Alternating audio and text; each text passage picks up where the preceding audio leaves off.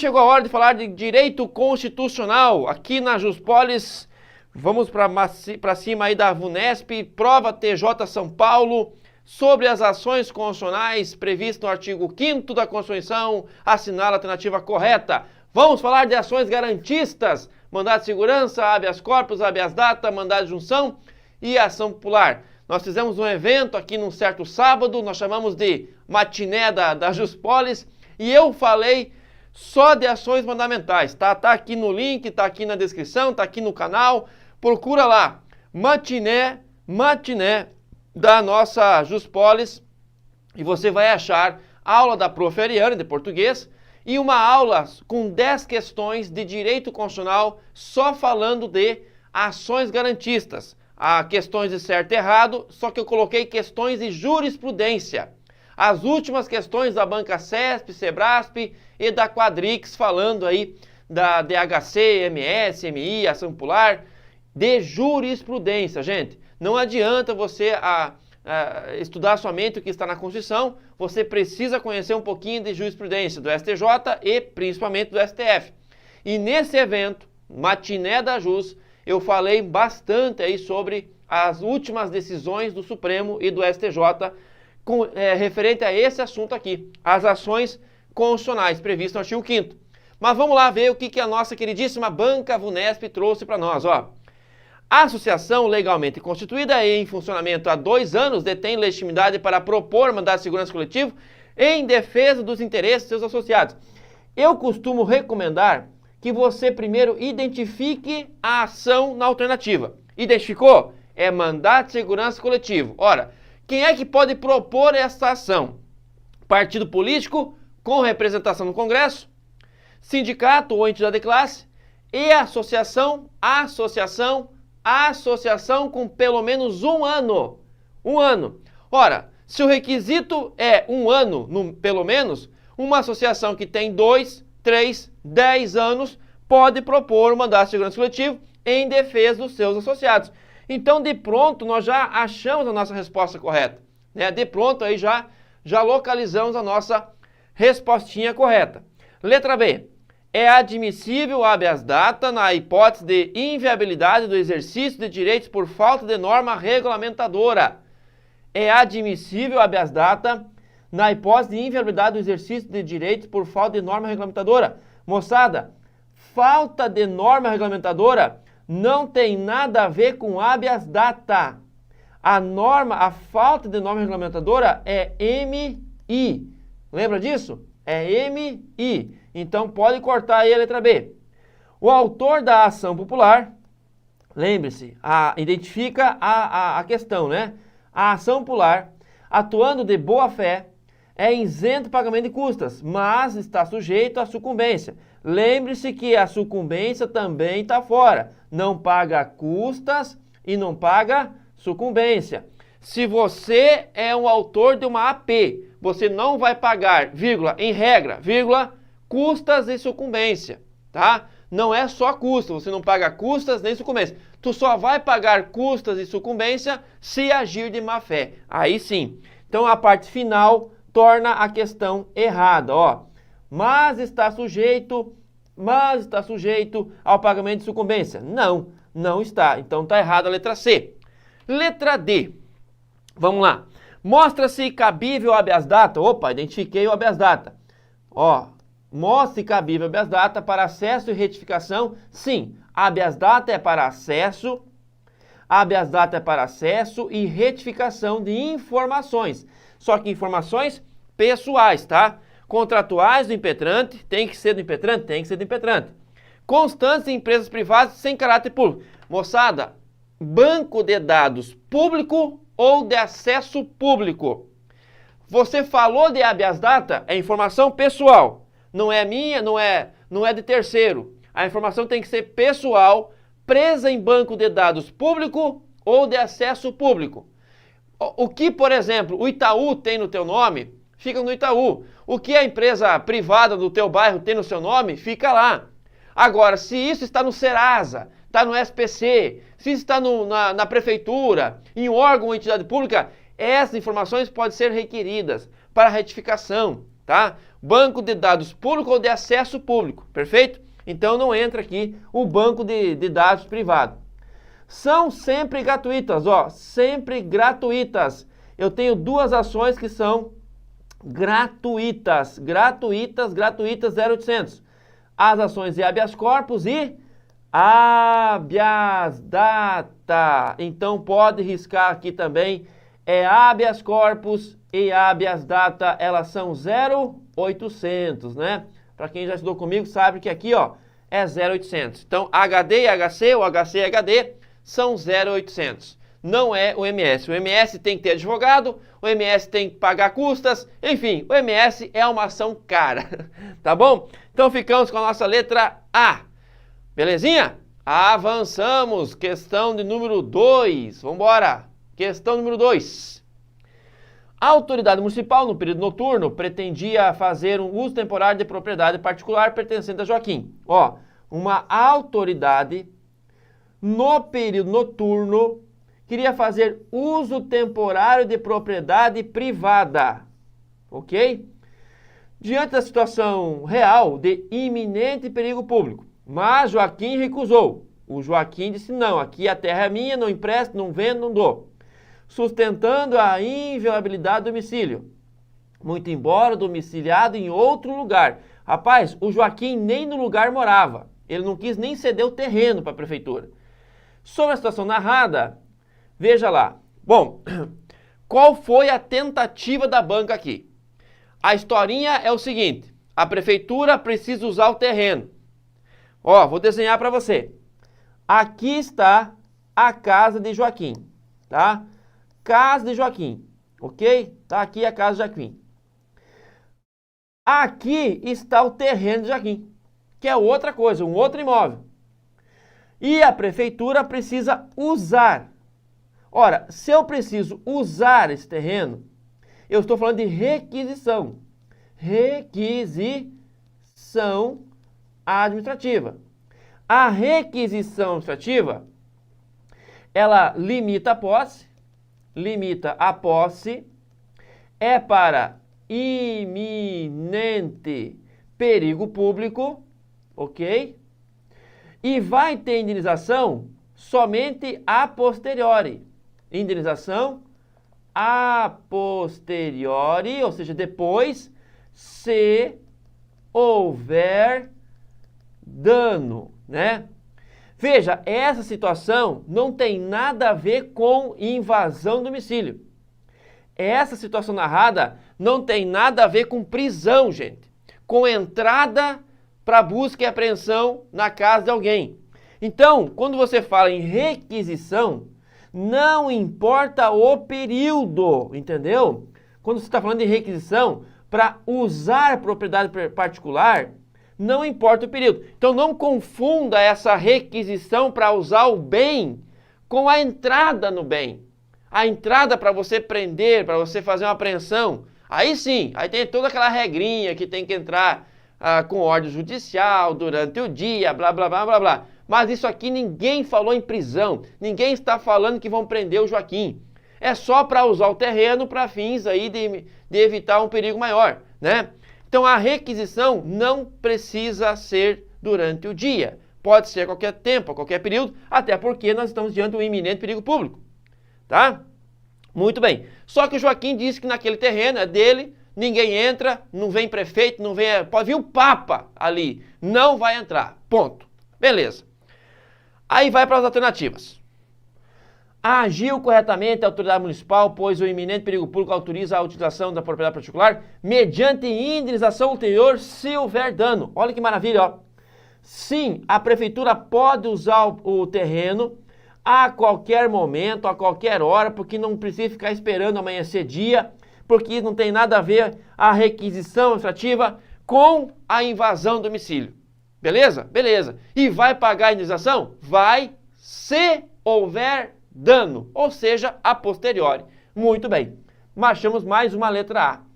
Letra B. A Constituição equipara, para fins de proteção, propriedade de casa, não admitindo o uso temporário de propriedade particular. Espera aí, não confunda uma coisa com a outra.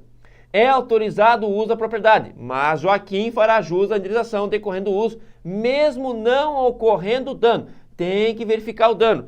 Na requisição, só haverá indenização se houver dano, tá? É diferente da desapropriação, sabe disso, né? Pois é, letra C está errada. Letra D. A Constituição somente autoriza o uso de propriedade particular pelo poder público no período diurno. Que história é essa, cara? Agora a chuvarada só vai vir de dia. Agora a enchente só vai vir de dia. A tormenta só vai vir de dia, né? Porque a Constituição Federal só autoriza o uso durante o dia. À noite, se vir de noite, vamos ter problemas. É óbvio que não, cara. A qualquer hora que for necessário, para evitar um perigo maior, você pode usar da propriedade. Ou, vai pegar fogo só de dia, porque se pegar fogo de noite não tem como atender. Pelo amor de Deus, cara, para e pensa. Então a letra D está errada. Letra E, é permitido o uso de propriedade. E diante da situação emergencial não há previsão de indenização. Veja, mediante a emergência, você pode usar o terreno e se porventura você matar lá a grama, matar a produção, porque pode ser uma terra produtiva, você pode entrar com os caminhões ali e ter uma quebra daquela produção, enfim, digamos que seja uma propriedade que esteja, sei lá, cara, seja uma horta plantada, só que daí nós precisamos colocar o caminhão ali para poder atender o incêndio, entendeu? Vai estragar a horta, beleza, vai estragar a horta, depois tu fala quanto que deu o prejuízo e a prefeitura vai pagar. Mas é prejuízo, é pagamento a posteriori, entendeu? Mas não vai evitar de entrar, obviamente. Joinha? Então a letra A, mais uma vez, gabarita a nossa questão. Questão número 3, vamos seguir firme e forte, ó. Assinar alternativo que contempla penas admitidas nos termos da Constituição Federal. Moçada, aqui eu gostaria muito que você fizesse isso aqui comigo, ó. Vamos lá. Nós temos penas, as penas possíveis e as penas impossíveis. Concorda comigo? Quais são as penas possíveis e quais são as penas impossíveis? Impossíveis. Já vai dizendo no chat aí, ó, quem está ao vivo aqui. Impossíveis. Penas possíveis. Vamos lá. Prisão. O que mais? Perda de bens. O que mais? Multa. O que mais? Social alternativa. Para fechar 5. Isso. A interdição ou suspensão de direitos. Suspensão de direitos. Fechamos então as nossas 5 penas possíveis, né? Prisão, perda de bens, multa, a social alternativa e a suspensão e interdição de direitos. Muito bem, fechamos as 5. Quais são as penas impossíveis? Muerte, cruel, né? Pena de morte, cruel, a banimento, perpétua, não tem pena perpétua, não tem pena de banimento, não tem pena cruel, não tem pena de morte e não tem a pena de trabalho forçados. Ok? E aí nós fechamos as penas impossíveis. Pena de morte, cruel, banimento, perpétua e trabalhos forçados. Claro, eu sei que você está angustiado, eu sei que você está angustiada. Lembre-se que a pena de morte, ela pode ser, né? Vou até escrever aqui, ó. Pode ser aplicada no caso de guerra, né? Guerra declarada, você pode aplicar, mas é difícil, tá, pessoal? Graças a Deus, o Brasil é um país pacífico, não tem guerra. Mas, enfim, a própria Constituição determina que em situações de conflito, em conflito armado, externo, guerra declarada, nós podemos aplicar mais uma pena. Então vai para 6. Pena de morte, inclusive. Bom, conforme a pergunta, quais são as penas admitidas? Então você quer esse rol aqui, ó, tá? Mas não adianta você só decorar o rol de permitidas se você não saber as impossíveis. Tu tem que saber também. Por exemplo, ó, suspensão de direitos é uma pena possível? É. Mas a pena perpétua não. Então tá errado. Já foi a letra A. A letra A foi pro barro. Privação de liberdade e interdição de direitos. Opa! A privação da liberdade e interdição de direitos são penas possíveis. Então achamos a nossa letra correta. Privação de liberdade, que é a prisão, e interdição de direitos, ou suspensão de direitos. Beleza, é a nossa letra B. Pena de morte. Em caso de guerra declarado nos termos tal. Aqui pode, moçada, ó. Aqui pode, tá? Lembre-se que aqui pode. A pena de morte, no caso de guerra, é possível. Mas então, por que está fora a letra C? Ora, a letra C está fora porque não existe cassação de direito político. Não existe cassação de direito político. Isso é artigo 15 da Constituição, né? Tem que lembrar, uma questão boa que junta o artigo 5º mais o artigo 15. Não existe cassação de direito político. Ah, mas o Dallagnol e todos os deputados que perderam ou irão perder os seus mandatos não tiveram e não terão os seus direitos políticos cassados. O que é cassado é o mandato. A Câmara cassou o mandato do Dallagnol. A Câmara pode cassar o mandato, mas não há cassação de direito político. O direito político ou ele é suspenso ou ele é perdido, mas nunca cassado, tá? Presta atenção nisso. Não há cassação de direito político. Perda de bens e banimento. Ó, banimento não existe. A perda de bens, sim, tá? Então eu preciso de duas que batem ali. A perda de bens existe, banimento não. Prestação social alternativa. Sim, a prestação social alternativa é uma pena possível. Porém, você sabe que trabalho forçado não. Então caiu a letra E, entendeu? Então é assim que funciona, meu guri.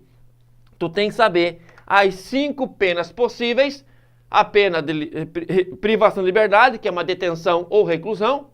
Perdimento de bens, multa, social alternativa e interdição ou suspensão de direitos. Penas impossíveis, morte, apenas no caso de guerra declarada, banimento cruel, trabalho forçado e perpétua. Tá? São 5 penas possíveis, 5 penas impossíveis, aí você mata essa questãozinha de olho fechado. Tá? Joinha? Avançamos então. Questão número 4. De acordo com a Constituição Federal, nomeado para o cargo de provimento efetivo, em virtude de concurso público, o servidor público. Olha, se o camarada fez concurso público, então é um servidor de cargo efetivo. Muito bem. Vamos lá ver o que vem aqui. O servidor público estável, estável, poderá perder o cargo mediante procedimento de avaliação periódica de desempenho. Sim. Deixa eu só falar com você sobre isso, ó. Perda, atenção, perda do cargo de servidor estável. Isso aqui, cara, é muito importante. Artigo 41 da Constituição. Perda da função, do cargo de servidor estável. Nós temos 4 situações aqui. Vocês vão lembrar. Ó, nós temos sentença transitar em julgado. Sentença transitar em julgado. Nós temos o PAD com contraditório e ampla defesa. E nós temos a comissão de avaliação periódica, também com contraditório e ampla defesa. E nós temos agora uma outra situação que é a questão do corte de gastos, né? Corte de gastos. Qual que é a diferença? A diferença é que isso aqui, moçada, está no artigo 41 da Constituição Federal, né?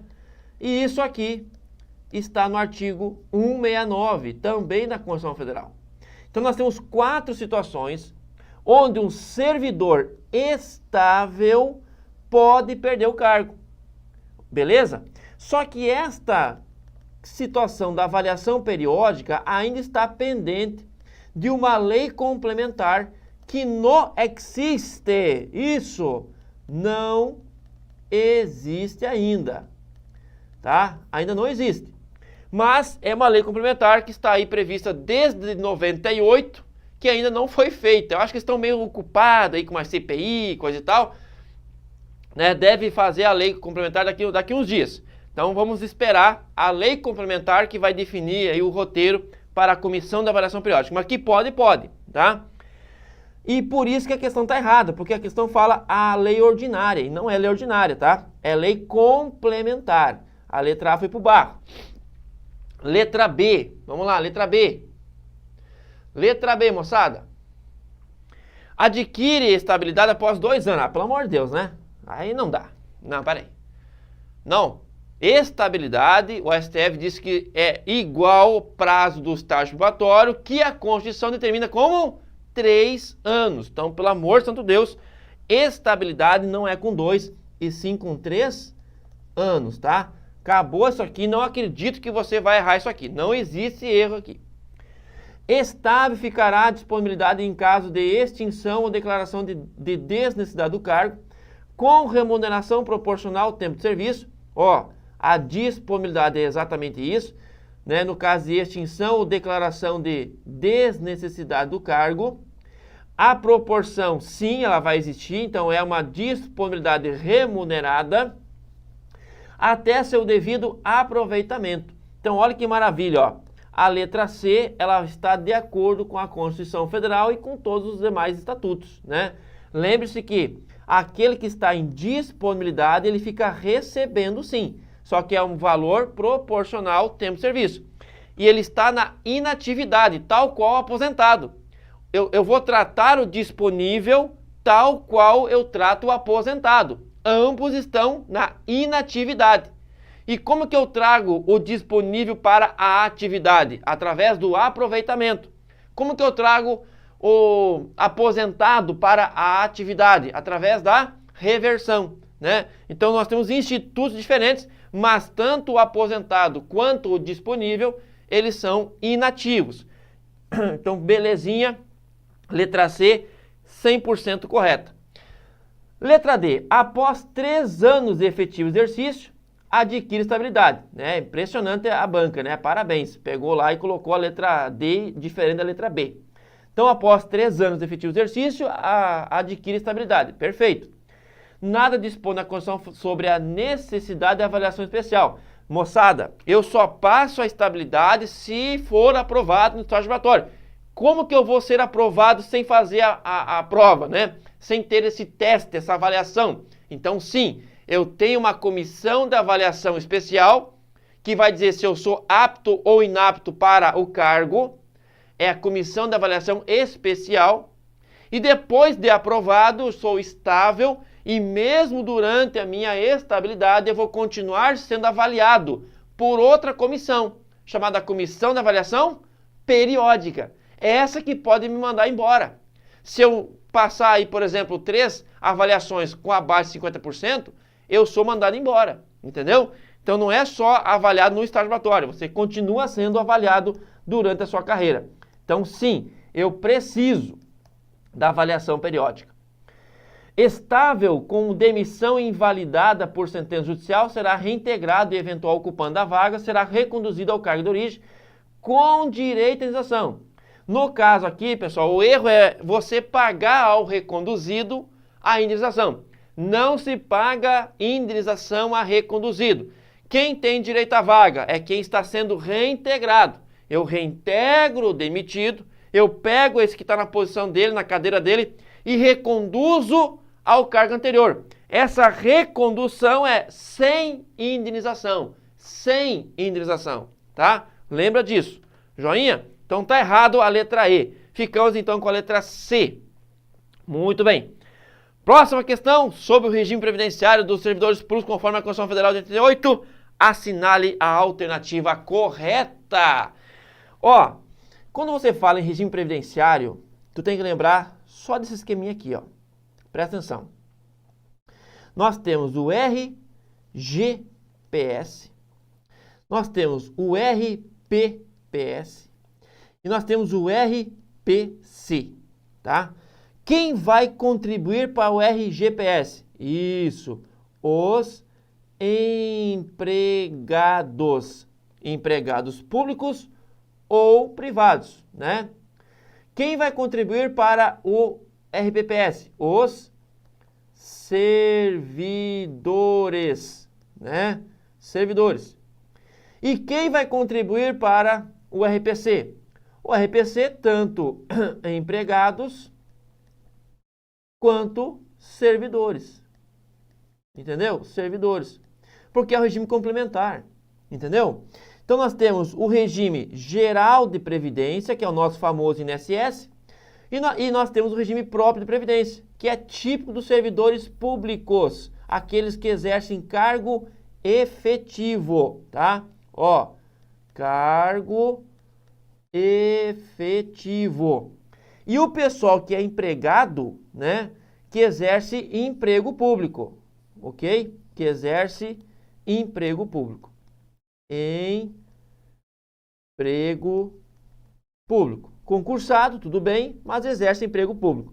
E além disso, pessoal, quem nós temos aqui? O pessoal que exerce cargo em comissão, cargo comissionado, o pessoal que exerce cargo eletivo, ó, cargo eletivo, né? Eletivo. Então, todos os políticos hoje, eles contribuem para o RGPS, tá? Então, todo esse povo aqui, RGPS. Joinha? Vou avançar. Há obrigatoriedade de fixação de critérios de idade e tempo de contribuição diferenciados para categorias de agente penitenciário, agente socioeducativo e policiais. Veja, é possível, mas não é obrigatório. Lembre-se disso. Nós temos hoje, pessoal, não só a aposentadoria especial dos professores, mas nós temos também, reconhecido na Constituição Federal, a aposentadoria especial para outras categorias. Agente de segurança pública, agente penitenciário, policiais, né, guardas. Então o pessoal conquistou aí a aposentadoria especial. Mas isso é uma possibilidade, não é uma obrigatoriedade, tá? Todos os servidores públicos ocupantes de categorias de magistério terão idade mínima para aposentadoria reduzida em 5 anos. Sim, os professores têm idade mínima diminuída em 5 anos, porém, não são todos, né? Tem que lembrar que desde a reforma da Previdência do FHC, a emenda número 20, os professores universitários e da Juspolis não se aposentam com menos 5 anos. Tá? Desde aquela época lá nós já estamos prejudicados. Então, ó, prof de ensino superior. Superior não tem esse benefício, né? Ou seja, estão fora. Estão fora desse benefício, tá? Somente professor de infantil, professor do médio e professor do fundamental. Esse sim, esse aqui é menos 5 anos, tá? Fechou? Muito bem. Não há possibilidade de percepção de mais uma aposentadoria contra o regime próprio de Previdência Social. Ah, sim. Mas como, Franco? Como que eu posso me aposentar em ter 2 aposentadorias pelo regime próprio? Simples, é só você comprovar a acumulação legal de cargos. Se você passa em 2 concursos para professor, tu não pode exercer 2 cargos de professor? Pode. Ora, chegou lá na época de aposentar, você não pode ganhar os 2 proventos? Ou tu só vai aposentar em um? Não, cara, você vai se aposentar nos 2 padrões. Então, você pode ter 2 aposentadorias, sim, desde que comprove cargos ou empregos acumuláveis. Tudo que você acumula na atividade, você leva para a inatividade. Se você pode acumular 2 cargos de professor, você pode aposentar com 2 aposentadorias de professor. Simples assim. Ah, não há possibilidade de percepção de mais de uma aposentadoria pelo RPPS. Tem sim, é só você ter 2 cargos de de acumuláveis, né? Sim, é possível, desde que para cargos acumuláveis. Ó, cargos acumuláveis. Então, erro da letra C está aí. Letra D. Há a possibilidade, mediante lei complementar, de categoria profissional de servidores públicos estar sujeita integralmente a critérios diferenciados de idade e tempo de contribuição para a aposentadoria no caso de exposição a agentes químicos prejudiciais à saúde.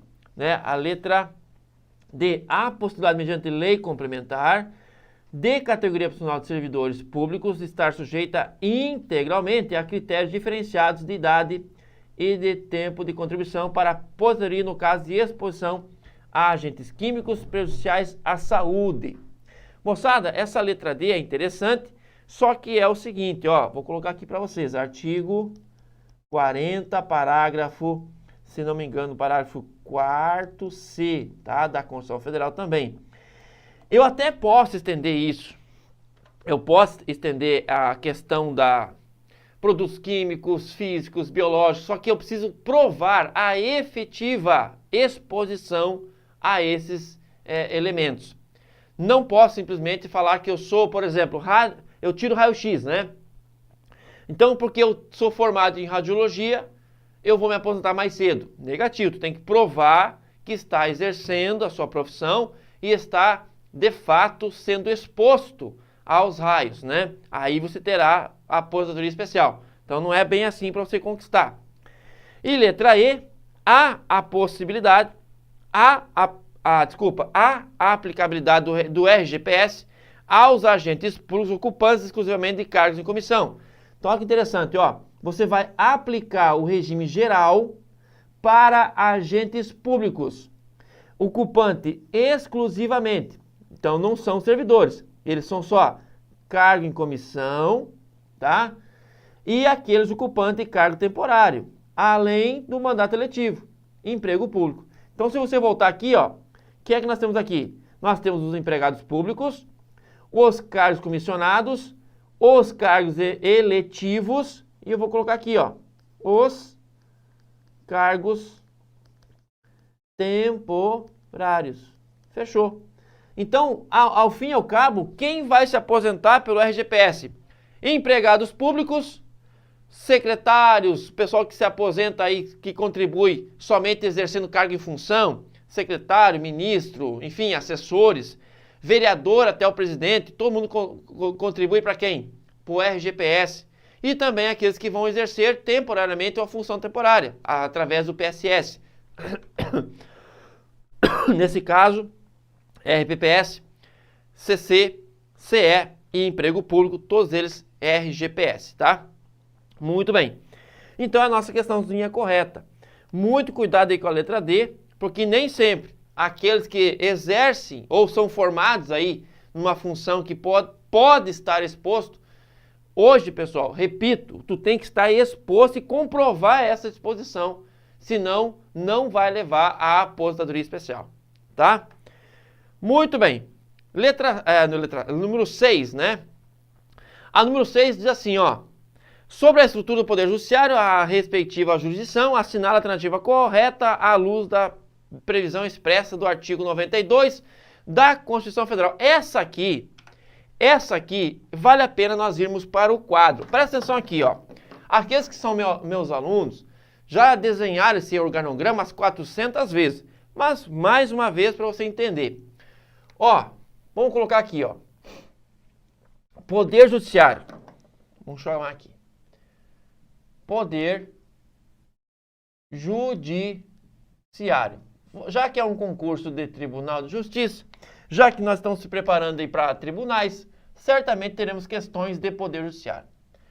Nós temos lá em cima, né, uma cúpula suprema, que eu chamo de Supremo Tribunal Federal. Abaixo, nós temos a linha dos tribunais superiores, né? São 4 superiores, tá aí, ó. Nós temos, então, os tribunais superiores, ó, vou fazer rapidinho aqui, tá? Muito bem. E nós temos ainda a divisão entre duas outras justiças, né? Pegou aqui? Ó, duas outras justiças. Fechou?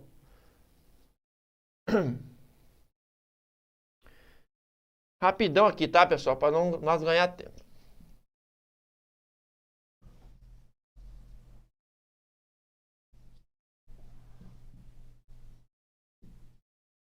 Muito bem. E aqui está o nosso fantasminha, né? Criado em 2004. Agora vamos completar o quadrado, né? Aqui nós temos o Supremo Tribunal Federal. Nós só temos um Supremo, lá em cima. Aí nós temos o fantasminha, que é o CNJ, que não tem função judicante, né? Ele está abaixo do Supremo, mas acima de todo e qualquer órgão. Aí nós temos a divisão entre duas grandes justiças, né? Nós temos a justiça comum, ó, e as três justiças especializadas. Especializadas, né? Nós temos uma justiça comum e as três especializadas. Quem vai comandar a justiça comum? O STJ. Ele comanda a justiça comum. Quem vai comandar a justiça do trabalho? O TST. Quem comanda a justiça eleitoral? O TSE.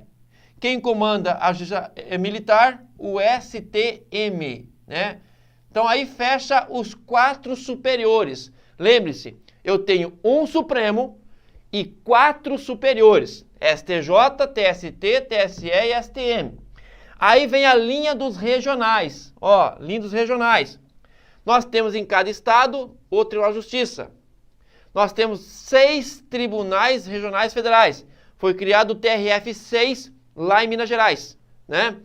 Nós temos os TRTs, nós temos os TRS, ó, TRS.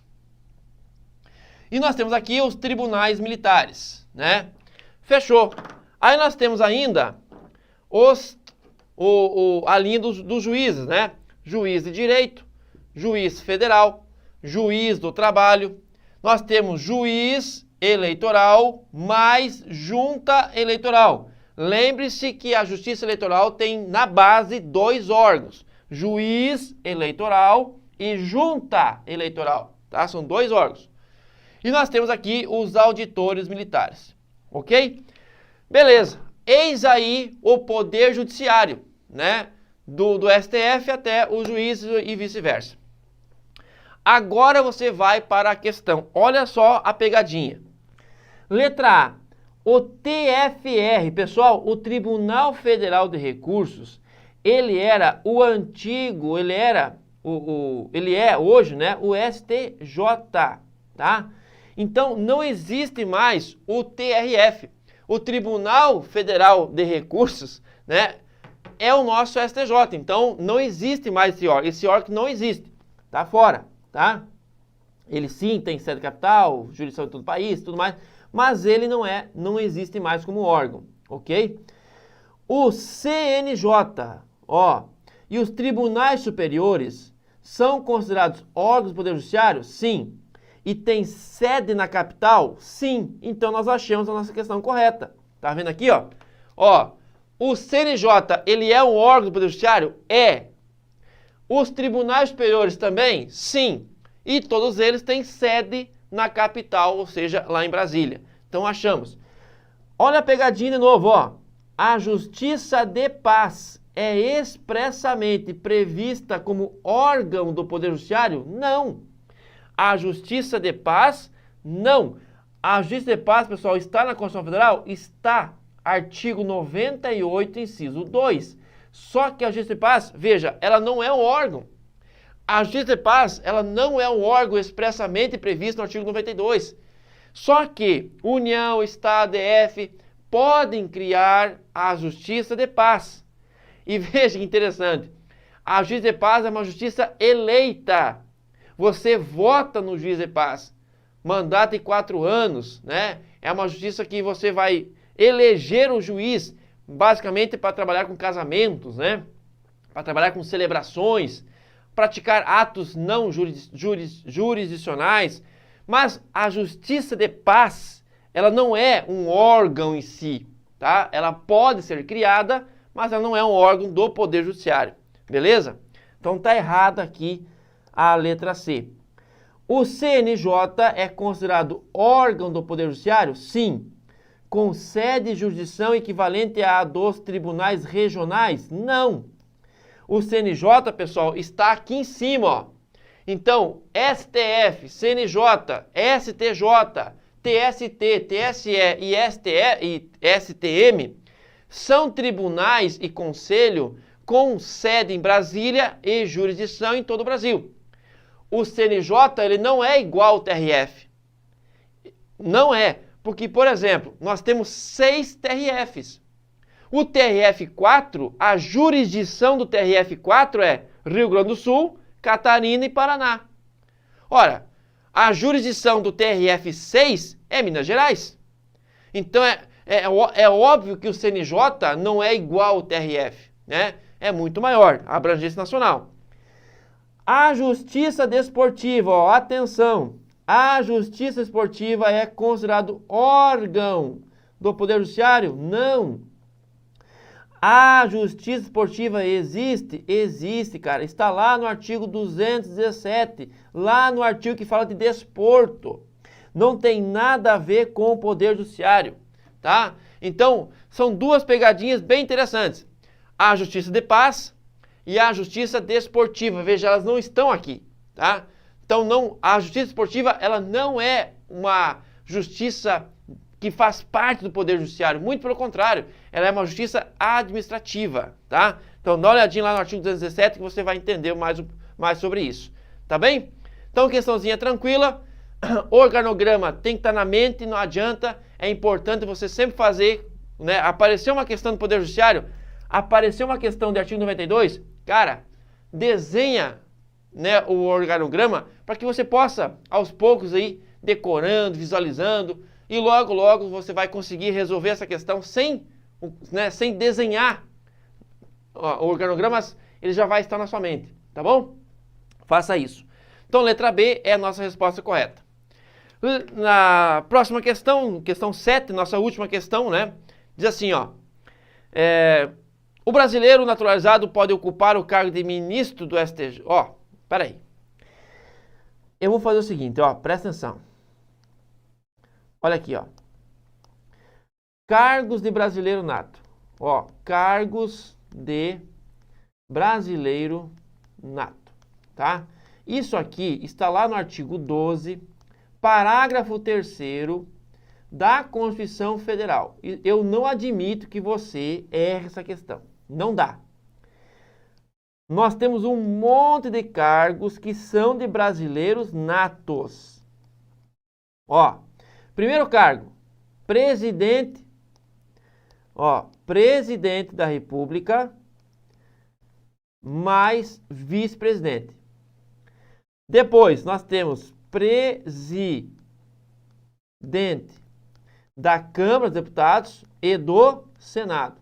É só o presidente, meu guri. Não é o deputado em si. Não é o senador. É o presidente da Câmara e o presidente do Senado. Todos os ministros do STF, tá? Olha para cá. Todos os ministros do STF, não STJ, não TST, não TSE, do STF, todos os 11 precisam ser natos, tá? Presta atenção. Quem mais? O único ministro do Executivo, que é o ministro da Defesa, tá? Da Defesa. Não é o ministro da Justiça, não é o ministro do MEC, não é o ministro da Saúde, é o ministro da Defesa, tem que ser nato, tá? Quem mais? Os oficiais das Forças Armadas, não é a praça, sim, os oficiais, e é das Forças Armadas, hein? Não das Forças Auxiliares. Aqueles chamados diplomatas, né? Os diplomatas, a carreira da diplomacia, tem que ser brasileiro nato, né? Presidente e vice, presidente da Câmara, do Senado, todos os ministros do STF, ministros da Defesa, oficiais das Forças Armadas e os diplomatas. Fechamos? Fechamos. Então essas são as carreiras de brasileiro nato. Agora vamos lá. O brasileiro naturalizado pode ocupar um cargo de ministro do STJ? Essa é a pergunta. Sim ou não? E aí? Será que um brasileiro naturalizado pode virar ministro do Superior Tribunal de Justiça? E a resposta é sim. Pode sim. Eu mostrei para você, ó. Os ministros do STF têm que ser brasileiro nato, mas os ministros do STJ não. Eu posso ter um brasileiro naturalizado, ministro do STJ. Perfeito. Então a letra A é a nossa resposta correta. Entendeu? Vamos lá. Letra B. Há vedação de acesso ao cargo de Procurador-Geral da República ao brasileiro naturalizado? Não, não há vedação. Tá? Pode ser brasileiro naturalizado. Quem é o PGR? O PGR é o chefe do MPU, né? Então, sim, pode ser naturalizado. A vedação de acesso ao brasileiro naturalizado é restrita a cargos eletivos federais e carreira diplomática. Negativo. A vedação não é só para cargos eletivos de diplomacia.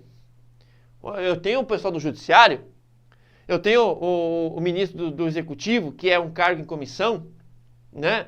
Eu tenho o presidente da república, enfim, tenho outros cargos que não são apenas os eletivos, federais e diplomacia.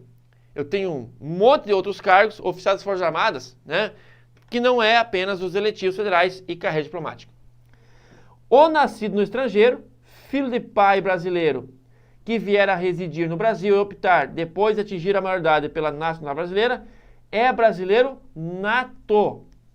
Não é brasileiro naturalizado. Então tá errado aqui.